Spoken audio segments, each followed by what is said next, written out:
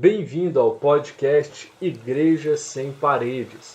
O meu nome é Rafael Santana Rossi e esta é a segunda parte do 8º episódio da nossa primeira temporada.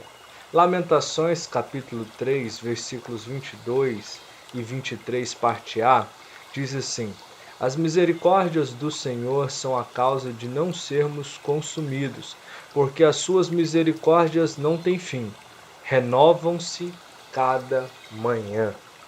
Nessa segunda parte desse 8º episódio, eu gostaria de te conduzir a uma reflexão sobre a falibilidade humana, neste momento introdutório. Quando nós rememoramos a história do cativeiro de Judá na Babilônia, com ênfase na miséria ocasionada por 18 meses de cerco a Jerusalém, a mesma história que serviu de contexto para o episódio, para a primeira parte deste episódio, nós podemos perceber que o ser humano ele necessita da provisão de fatores vitais para poder sobreviver e para que viva, em paz, com tranquilidade. Eu explico. Sem comida e água, o homem perece rapidamente. Sem a sensação de segurança e de certeza da manutenção do seu bem-estar, o medo invade a alma humana e o consome, levando-o a cometer as maiores atrocidades, como ocorreu em Jerusalém, durante o cerco, que por causa da fome e do medo, o povo foi capaz de matar e comer os próprios filhos. Nós já falamos sobre isso. Talvez em toda essa história de tragédia, nesse momento você pensa, agora o povo foi longe demais.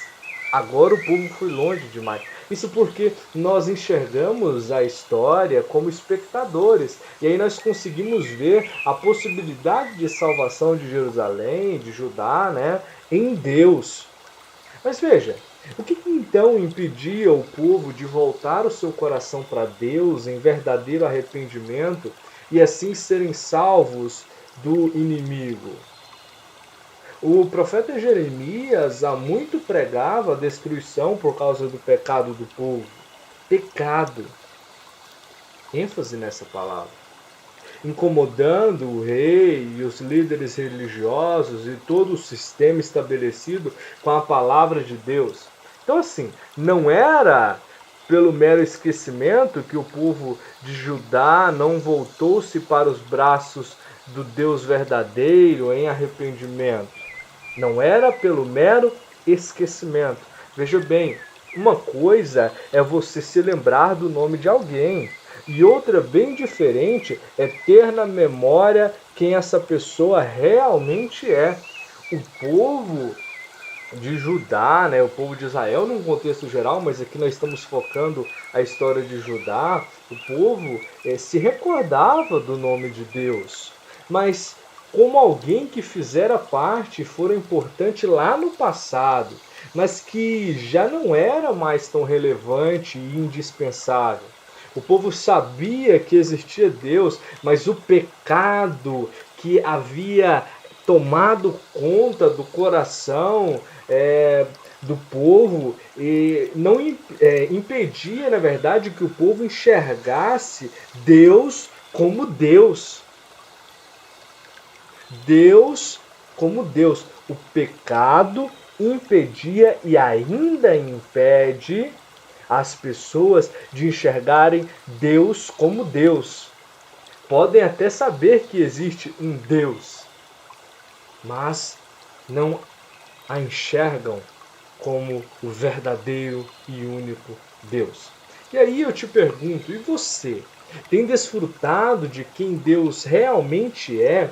Ou apenas vivido, como se Ele existisse, como se Ele fosse uma realidade distante da sua vida, lá no passado, lá longe, Quando o profeta Jeremias, no versículo 21, escreve, o versículo que foi base da primeira parte, escreve que queria trazer à memória o que lhe podia dar esperança em meio a todo aquele cenário de caos. E aí, na sequência, ele traz as palavras do texto lido no início da nossa conversa de hoje. Na verdade, Jeremias está trazendo à tona quem Deus realmente é. através de suas características, e não falando sobre a existência de um Deus passado ou histórico, como o povo tinha em mente. Jeremias está falando sobre uma pessoa que vive desde a eternidade e que é imutável na sua essência. Eu vou repetir porque é muito importante. Jeremias está falando sobre uma pessoa, um ser pessoal. Quando eu digo pessoa, é nesse sentido, não que Deus seja uma pessoa, né, em essência, mas no sentido de que é um ser pessoal, que vive desde a eternidade e que é imutável na sua essência.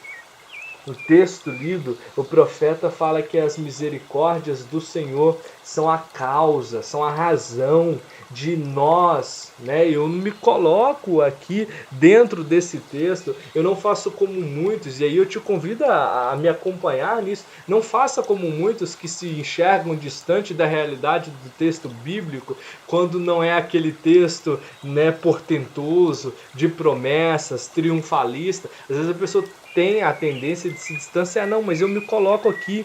As misericórdias do Senhor são a causa de não sermos, me incluo, consumidos, porque as suas misericórdias não têm fim, renovam-se a cada manhã.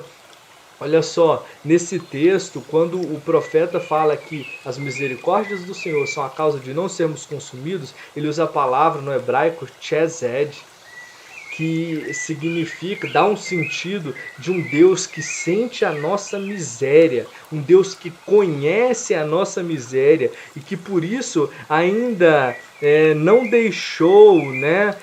E que por isso nós ainda não deixamos de existir, ou seja, nós ainda não fomos extintos pelo nosso próprio pecado, mesmo que em termos de justiça nós merecêssemos isso.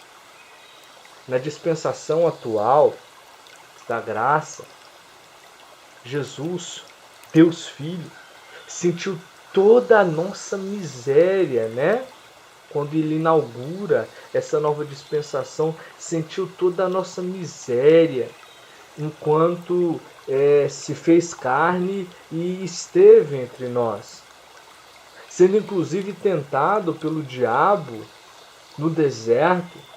O diabo que tentou se aproveitar da humanidade de Cristo, que estava com fome em razão de um longo jejum de 40 dias, né? Logo após lá o episódio do batismo de Cristo, e aí o diabo vem lá no livro, a gente vê isso, o Evangelho de Lucas, capítulo 4, né, os versículos 1 a 13, o diabo vem e fala: se és filho de Deus, manda que esta pedra se transforme em pão. Olha só, você está sentindo a necessidade, a miséria humana da fome? Então, manda que essa pedra se torne em pão para você comer. Foi uma das tentações. E ele disse isso tentando, repito, se aproveitar da miséria humana. Assim, Jesus intercede agora junto ao Pai, usando a tese perfeita como advogado perfeito da graça, no sentido de que a justiça já foi satisfeita nele, à medida em que ele, o próprio Jesus, sorveu, tomou o cálice da ira de Deus, morrendo e ao terceiro dia ressuscitando, nos possibilitando então uma possibilidade de nova vida, né? E aqui me perdoe a redundância, mas é necessário, nos possibilitando uma nova vida. E é uma possibilidade porque nós só podemos acessá-la através da fé. Se nós tivermos fé, se nós cremos nessa nova realidade em Cristo, nós podemos acessá-la. É o que diz Romanos 8,34. Quem os condenará? Quem nos condenará? Foi Cristo quem morreu e quem ressuscitou dentre os mortos, está à direita de Deus, intercedendo a nosso favor. Voltando ao texto lido, Jeremias diz: porque as suas misericórdias não têm fim, renovam-se a cada manhã. Aqui o profeta usa a palavra racham, que significa compaixão. Ele está dizendo que a compaixão, o ato de sentir a tragédia pessoal de outrem, não tem fim, né? A compaixão de Deus não tem fim e se renova todos os dias. Na graça você pode ter a certeza de que todos os dias Jesus está sentindo a sua tragédia pessoal, principalmente no pecado, tendo em vista que ele, o próprio Jesus, ele foi feito pecado. Olha só o que está em 2 Coríntios 5:21. Deus fez daquele que não tinha pecado algum a oferta por todos os nossos pecados, a fim de que nele nos tornássemos justiça de Deus. Na versão João Ferreira de Almeida diz: aquele que não conheceu pecado, Deus o fez pecado por nós. Assim somos vistos, se aceitarmos esse sacrifício de Cristo pela fé, como justificados e não mais como se ainda carregássemos a dívida do pecado, né? É o que está em Romanos 6:23, porque o salário do pecado é a morte, mas o dom gratuito de Deus é a vida eterna por Cristo Jesus, nosso Senhor. Nós estamos livres dessa dívida eterna pela graça, e essa graça não tem fim, ou seja, não tem limite de abrangência, e ela ainda se renova a cada manhã, isto é, opera-se todos os dias. Eu finalizo dizendo: Deus é misericórdia e compaixão, que nos sustentam e nunca perdem o efeito. E você pode ter acesso a essa vida em Jesus pela fé. Agradeço, te espero na terceira parte e divulgue esse episódio. Estamos no Spotify, SoundCloud, Google Podcasts, YouTube, Anchor, as principais plataformas. Um abraço.